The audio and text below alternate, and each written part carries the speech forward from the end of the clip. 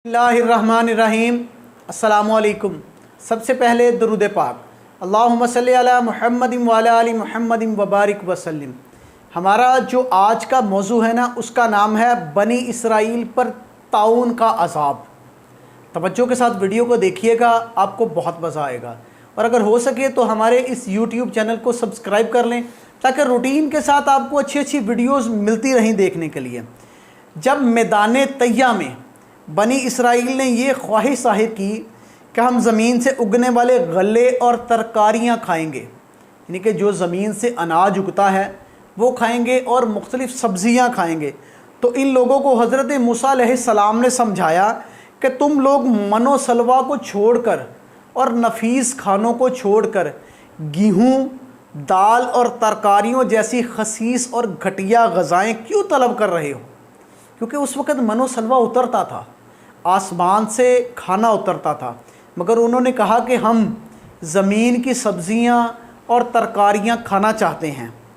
मगर बनी इसराइल अपनी ज़िद पर अड़े रहे, तो अल्लाह पाक ने हुक्म दिया कि तुम लोग मैदान तैया से निकल कर शहर बैतुल मुक़द्दस में दाखिल हो जाओ और वहाँ से बेरोक टोक अपनी मन पसंद की और मन भाती ग़ज़ाएँ खाओ, मगर ये ज़रूरी है कि बैतुल मुक़द्दस में दाखिल होते वक़्त तुम्हारा सर अदब के साथ झुका रहे और दाखिल होते वक़्त ये दुआ मांगना कि या अल्लाह हमारे गुनाहों को मुआफ़ फरमा, तो हम तुम्हारे गुनाहों को बख्श देंगे।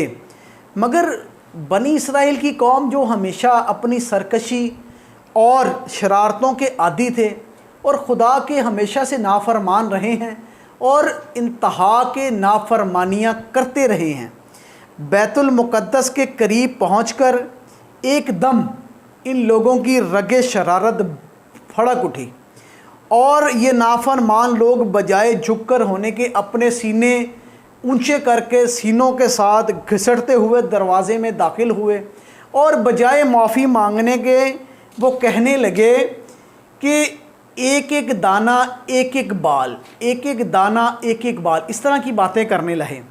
और ये कहते हुए मजाक करते करते बैतुल मुक़द्दस के दरवाज़े में घुसते चले गए और अल्लाह पाक के इस हुक्म की नाफरमानी की, तो अल्लाह पाक ने इन लोगों पर अपना अज़ाब नाज़िल फरमा दिया कि इन लोगों में अचानक ताउन की बीमारी फैल गई और 1 घंटे में तकरीबन 70,000 बनी इसराइल दर्द और करब से मछली की तरह तड़प तड़प कर मर गए।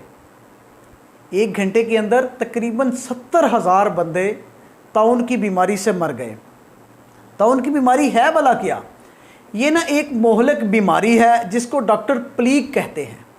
इस बीमारी में गर्दन, बगलों और रान में आम की गुठलियों, यानी कि आम की जो गुठली होती है ना, उसके बराबर गिल्टियाँ निकल आती हैं, जिनमें बेपनाह दर्द और नाकाबिले बर्दाश्त सोजिश होती है और शदीद बुखार चढ़ जाता है और आंखें सुर्ख हो जाती हैं और दर्दनाक जलन से शोला की तरह जलने लग जाती हैं। आंखें जो ना जलन, इतनी जलन होती है कि जैसे शोले भर दिए गए आंखों में, और मरीज़ शिद्दत दर्द और शदीद बेचैनी और बेकरारी में तड़प कर बहुत जल्द मर जाता है। जिस बस्ती में ये वबा फैल जाती है, इस बस्ती की अक्सर आबादी मौत के घाट उतर जाती है और बस्ती में हर तरफ वीरानी और मौत छा जाती है। इस वाक़े से हमें ये मालूम होता है कि अल्लाह पाक की नाफरमानी और इसके बातों का अज़ाब उड़ाने का कितना ही नुकसान है। और हमारा जो हम मुसलमान हैं, हमारा तो यकीन है हम अल्लाह पाक की कोई भी बात का मजाक नहीं उड़ा सकते, मगर वो जो लोग थे ना, अल्लाह पाक पर यकीन नहीं रखते थे, अल्लाह पाक की बातों का मजाक उड़ाते थे, इसलिए इस कदर हौलनाक अज़ाब उन पर उतरते थे जिससे ये लोग फ़ौरन हलाक हो जाते थे और बस्तियां वीरान हो जाती थीं। अस्तग़फ़िरुल्लाह।